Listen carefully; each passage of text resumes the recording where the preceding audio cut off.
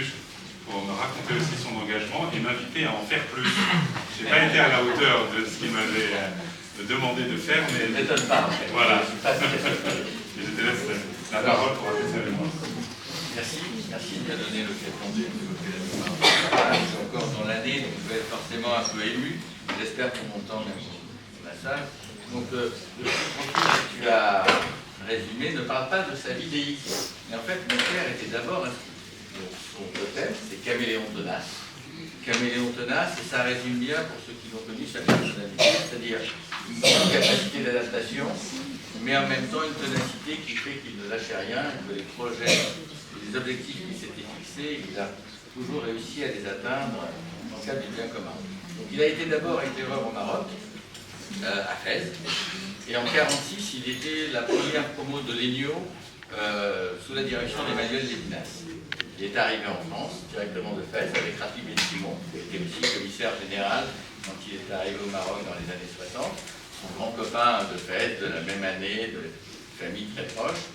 Et ils ont créé en 1946-1947 le premier groupe de routiers de l'ENIO. Et ils ont participé, j'ai retrouvé ça dans les archives de mon papa, au Jamboree de la paix en 1947 à Moisson, dans la banlieue parisienne. Il a été représenté, sa troupe, dans ce Jamboree.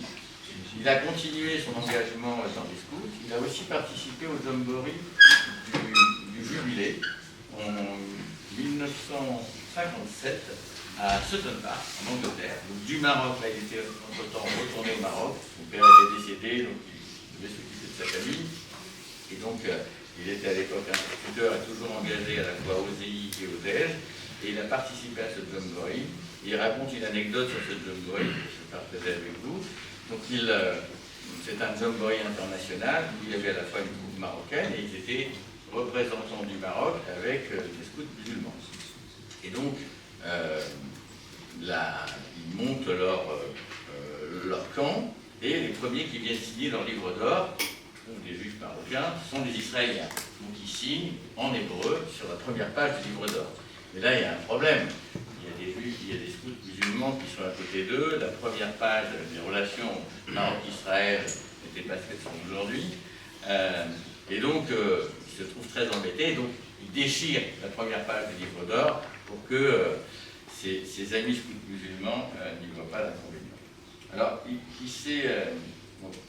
comme le dit la petite bio que vous avez reproduite, la vie de mon père s'est construite autour de la communauté, et je crois qu'il y a 4 valeurs qu'il a appris dans le scoutisme qui l'ont guidé toute sa vie. 4 valeurs ou 4 qualités. La première, c'est le leadership. Donc, mon père avait un charisme et un leadership naturel, et je pense qu'il l'a appris aux équipes. D'ailleurs, pour l'anecdote, ces anciens l'appelaient, ils avaient tous franchi les 80 ans, au téléphone, chaque semaine, en commençant la conversation, chef ou mon chef. Donc, c'est comme ça qu'il faut faire. Chef ou mon chef, 80 ans après, Claude Benzaken, son ami de toujours, et Jean-Daniel Lévy, chaque fois qu'il me rencontre, il dit: tu sais que ton père était mon chef, des amis. Donc voilà, donc cette capacité de leadership, je pense qu'il a appris ce rôle, cette position de celui qui inspire, il l'a appris chez les scouts. La deuxième chose qu'il a appris, qu'il a aussi beaucoup enseigné au centre et à l'EPUCH, c'est la capacité de travailler en équipe. Mon père n'était pas un leader solitaire, mais c'était vraiment quelqu'un qui entraînait, qui fédérait autour de lui les énergies. Donc tu vois, il a essayé de recruter comme il le faisait pour beaucoup de gens, et de créer de la motivation autour de lui. Donc cette idée de travailler en équipe est aussi une valeur qui l'a guidé toute sa vie. Enfin, il a consacré sa vie aux autres, c'est ce qu'on fait comme travailleurs communautaires. Certains ici en sont les témoins, et donc cet amour du bien commun et de l'attention aux autres, je pense que c'est aussi une valeur qu'il a guidé toute sa vie. Et enfin, l'amour d'Israël, Ahavat Israël, était, je crois, une des choses qui le caractérisait le mieux, c'est-à-dire que dans chaque moment de sa vie, en fait, il n'y avait rien qui le rendait plus joyeux que de rendre service ou d'être, de faire avancer la cause juive et toutes les causes juives. Et ça aussi, c'est une particularité scout. Et je pense que ces 4 valeurs ont formé un socle qui nous guidait toute sa vie. Et je suis très heureux de pouvoir évoquer en ce de sa mémoire. Il était particulièrement fier de ses 3 petits-enfants, mes 3 enfants. Moi, je les viré vers le DEJ. J'ai été animateur et directeur, un mouvement qu'il a fondé avec Linclair, un autre grand scout.